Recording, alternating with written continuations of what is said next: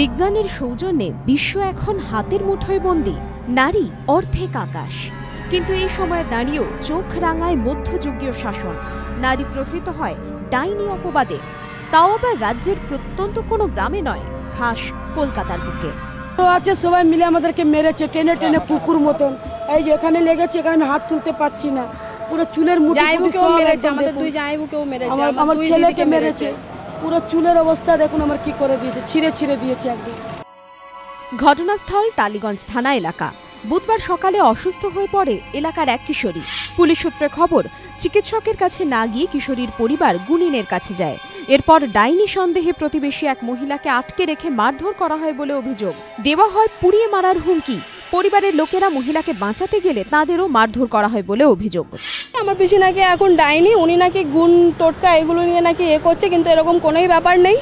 এগুলো তাদের বাড়ির লোক কোনো ব্লেম দিচ্ছে না, কিন্তু আশেপাশে পাড়াপড়শি লোকেরা এটা ব্লেম দিচ্ছে।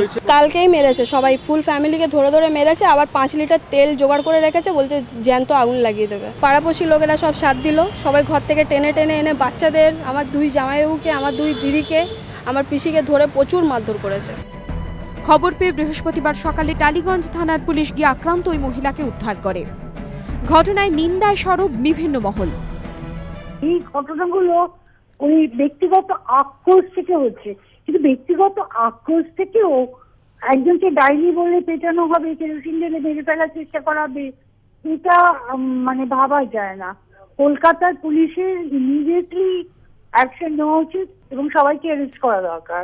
আমি সেজন্য বলছি, আমি ব্যাপারটায় আদৌ বিস্মিত নই, কিন্তু আমি আশা করছি যে এই মহিলাকে প্রশাসন এবং পুলিশ যথাযথ সুরক্ষা দেবে, কারণ এর ওপর কিন্তু যারা ওনাকে আক্রমণ করতে এসেছিল, পুলিশ প্রশাসনের সুরক্ষা সরে গেলেই কিন্তু তারা আবার তাকে ওই দেখে নেবার মনোভাব নিয়েই থাকবে। ফলে এই মহিলার সুরক্ষা আমার কাছে খুব গুরুত্বপূর্ণ।